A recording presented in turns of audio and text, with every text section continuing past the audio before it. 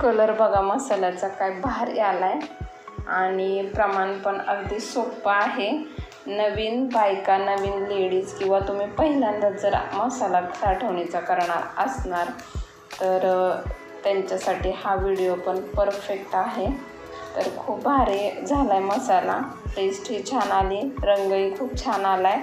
मिरचीचं प्रमाण, मसाल्यांचं प्रमाण एकदम व्यवस्थित झालेलं आहे। तर व्हिडिओ शेवटपर्यंत नक्की बघा।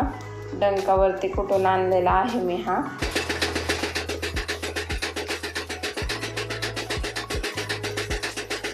मिरची कोणती वापरली, प्रमाण काय घेतलंय ते पाहूयात। तर इथे बघा मी 1 किलो बेडगी मिरची आणि त्याला शंकेश्वरी पावशर असं प्रमाण ठेवलेलं आहे।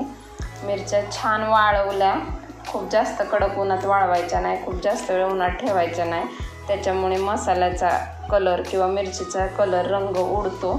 त्याच्यामुळे खूप कमी वेळ मी उन्हामध्ये ठेवलेल्या होत्या, साधारण 1 ते 1.5 तास फक्त। आणि त्यानंतर याची देठं काढले, तर देठं पण पूर्ण नाही काढलेली मी, देठं थोडीशी ठेवलेली आहेत। पूर्ण काढली तर मग त्याच्या बिया पडून जातात आणि मग मसाला तिखट होत नाही। तर साधारण मी मीडियम चवीचा हा मसाला बनवणार आहे, खूप जास्त तिखट पण नाही आहे आणि कलर पण छान येणार आहे। तर या 2 मिरच्या बाजारात व्यवस्थित अवेलेबल होतात। आणि इथे मी लसूण घेतला आहे, अर्धा पावशर लसूण आहे। उन्हामध्ये थोडासा वाळवला आणि त्यानंतर अशा पद्धतीने हातावरती चोळून थोडंसं पाकडून घेतलं, त्याच्या साली निघून जातात। आणि गावरान लसूण असल्यामुळे जास्त सोलण्याचा पण त्रास नाही आहे ह्या लसणाला। तर 1 किलो कांदे घेतले, साल काढून घेतले। आता कांदे मी वाळवून घेणार आहे, तर त्यासाठी ना असं वेपरच्या किसणीने एकदम पातळ असा किसला जातो कांदा। उभा कांदा किसून घेणार आहे आणि त्यानंतर हा वाळवणार आहे। साधारण 3 दिवस मी हा कांदा उन्हामध्ये छान कडक कुरकुरीत होईपर्यंत वाळवून घेतला। लगेच जर ऊन नसेल तुमच्याकडे आणि वेळही नसेल तर तुम्ही लगेच हा भाजून पण वापरू शकता, पण थोडासा आंबूसपणा आणि त्याच्यातलं पाणी कांद्याचं कमी होण्यासाठी मी हा वाळवून घेतला। तर बघा कांदा किसून झाला, आता हा वाळायला ठेवणार आहे। 1 परात भरून कांदा झाला, हा वाळून खूप कमी होतो, त्याच्यामुळे 1 किलोला 1 किलो प्रमाण मी घेतलेला आहे। तर आपली मिरची 1.25 किलो आहे, धणे पण आपले पावशर आहेत, मग त्याच्यानुसार आपला मसाला बऱ्यापैकी जास्त होणार आहे, मग 1 किलो प्रमाण परफेक्ट होईल। तर आता इथे खोबऱ्याच्या 3 वाट्या घेतल्यात, पण मी याच्यातल्या 2च वाट्या किसून घालणार आहे, कारण 3 वाट्या खूप जास्त होतील किसल्यानंतर। आणि जर खोबरं आपण जास्त घातलं, मसाला नक्की छान होतो, पण मसाला जास्त दिवस टिकवण्यासाठी आणि मसाला तिखट होण्यासाठी खोबऱ्याचा वापर पण आपण कमी करायचा, खूप जास्त करायचा नाही आहे। मसाल्याची चव वाढण्यासाठी आपण इथे खोबरं वापरलेलं आहे। तर बघा खोबरं असं किसून झालं, आता खोबरं पण साईडला ठेवून घेते। छान पातळ असं बारीक झालेलं आहे खोबरं आणि तळल्यानंतर पण हे हातानेच कुस्करलं जाणार आहे। तर बघा मिरच्या घेतल्यात, मिरच्या छान कडकडीत वाळलेल्या होत्या, 1 तास वाळवल्यात। आता पुन्हा मी ना ज्या दिवशी मसाला करायचा त्या दिवशी थोडंसं तेल लावून मिरच्या उन्हामध्ये ठेवणार आहे। खूप जास्त मी भाजणार नाही आहे, ठसका उठतो, त्याच्यामुळे मी कमी भाजणार आहे मिरच्या।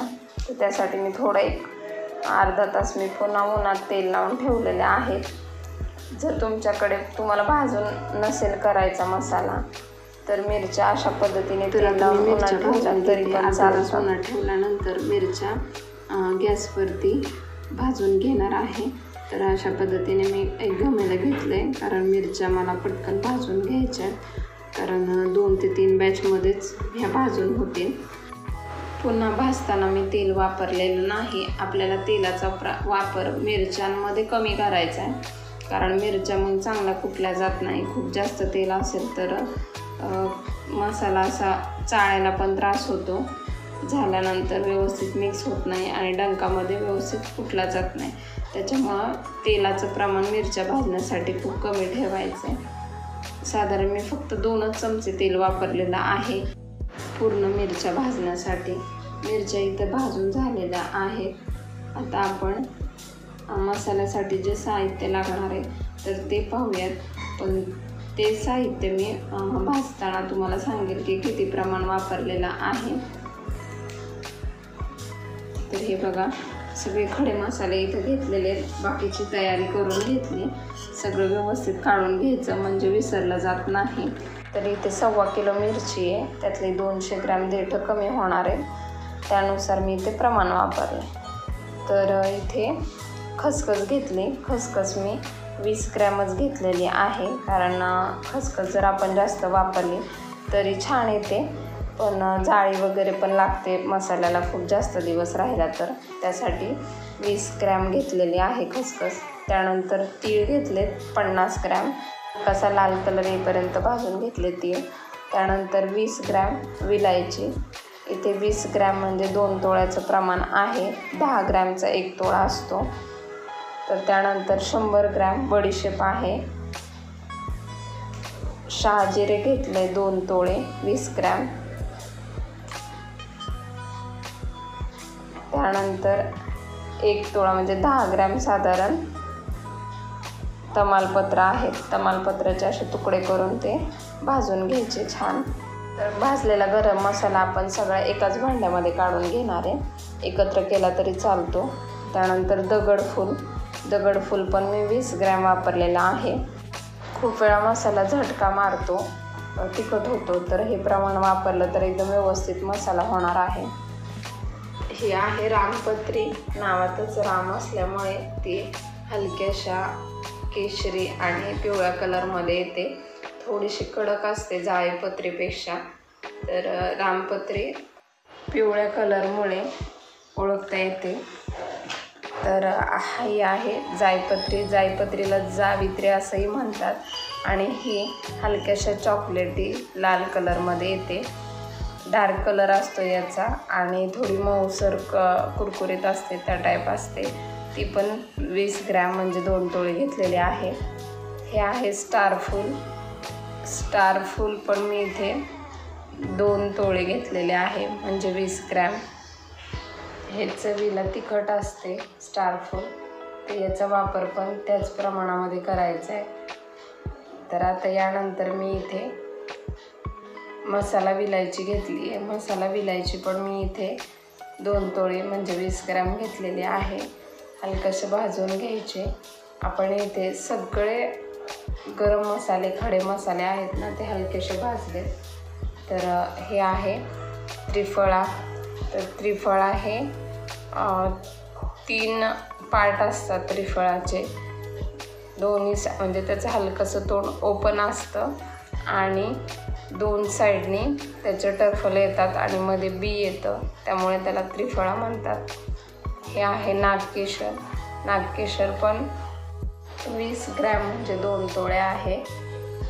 तर व्यवस्थित हे पण थोडं हलकंसं भाजून घेतलं, सगळं मी मंद गॅसवरतीच खडे मसाले भाजून घेतलेले आहेत। तर ही आहे 20 ग्रॅम दालचिनी, दालचिनीचे मोठे मोठे तुकडे असतील तर थोडे बारीक करायचे आणि हलकेसेच भाजायचे, कारण याचं जास्त गरम झाले तर मग याचा सुगंध निघून जातो। तर असे मी तुकडे केले छोटे छोटे आणि भाजून घेतले। इथे आहे 20 ग्रॅम मिरी, मिरी पण हलकीशी भाजून घेतली, तर मिरीचा पण सुगंध लवकर जातो, म्हणजे थोडी गरम झाली की लवकरच यायला सुरुवात होतो। हे आहे लवंग, लवंग पण इथे 20 ग्रॅम म्हणजे 2 तोळे आहे। तर सर्व खडे मसाले भाजून घेतले। आता त्यानंतर मी इथे धणे भाजायला घातले, तर धणे पण मी इथे पावशेर धणे वापरलेले आहेत। तर आता हळकुंड, कोरडे जिन्नस सगळे मी भाजून घेतले। आता तेल घालून आपण हळकुंड आपल्याला छान फुलेपर्यंत भाजून घ्यायचे। तर हळकुंड मी इथे 100 ग्रॅम घेतलेले आहेत। हळकुंड बघा छान असा कलर येतो आपल्या मसाल्याला हळकुंडामुळे, आणि छान फुलेपर्यंत भाजून घेतले आणि आता मी हे थंड झाल्यानंतर थोडंसं सोडून घेणार आहे हळकुंड. आता इथं आपण किसलेलं जे खोबरं होतं ते छान एकदम काळपट होईपर्यंत भाजून घ्यायचं आहे आपल्याला. जेवढं मी हळकुंडासाठी तेल वापरलेलं होतं तळलेलं, ते राहिलेल्या तेलामध्येच मी व्यवस्थित असं खोबरं परतून घेतलं. तर खोबऱ्याचा परत कलर तुम्ही पाहिलाच आहे कसा आलेला आहे. आणि आता त्याच कलरमध्ये एकदम काळपट असं आपल्याला कांदा पण भाजून घ्यायचा आहे. आपण कांदा सुकवलेला आहे, अगदी 2 मिनटामध्ये हा भाजला जाणार आहे. त्यामुळे तेलही कमी लागतं कांदा सुकवल्यामुळे आणि भाजलाही लवकर जातो. आणि आपला मसाला खूप जास्त दिवस टिकला तर मग तो छान व्यवस्थित असा मसाला राहणार आहे, कारण आपण कांदा वाळवून घातलेला आहे. तर कांदा पण मी आता काढून घेते. बघितलं तुम्ही, काळपट असा कलर येईपर्यंत मी कांदा भाजलेला आहे. आता शेवटचं जिन्नस म्हणजे लसूण हलकासा लाल होईपर्यंत मी भाजून घेतला आहे. थोडंसं अगदी तेल वापरून मी तळून घेतला आहे लसूण. इथे बघा सर्व साहित्य आपलं तयार झालेलं आहे. आता आपल्याला मिठाचं प्रमाण बघायचं आहे आणि हे सर्व थंड झाल्यानंतरच डंकावरती नेऊन कुटून आणायचे. खूप छान मस्त असा मसाला तयार होतो. तर इथे गरम मसाला आहे.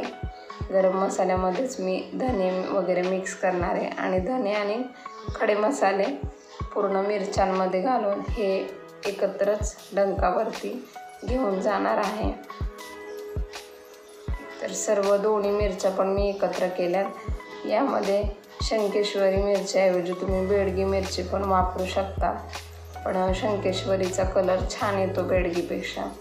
हळकुंड, खोबरं, कांदा आणि लसूण हे आपल्याला वेगळं न्यायचं आहे, कारण कुटताना हे दोन्ही वेगवेगळं कुटतात. आधी मिरची बारीक करता, नंतर बाकीचे. तर इथे बघा 200 ग्रॅम मी मीठ घेतलेलं आहे. साधारण पावशेरपर्यंत मीठ घेतलेलं आहे.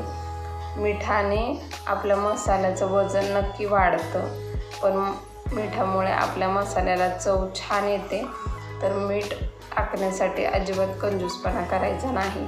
साधारण 200-250 ग्रॅम मीठ मी घातलेला आहे. तर छान असा डंकावरून मसाला करून आणला आहे. खूप छान चव झाली आहे. भाजीमध्ये मी घालून पाहिला, खूप मस्त असा तयार झालेला आहे.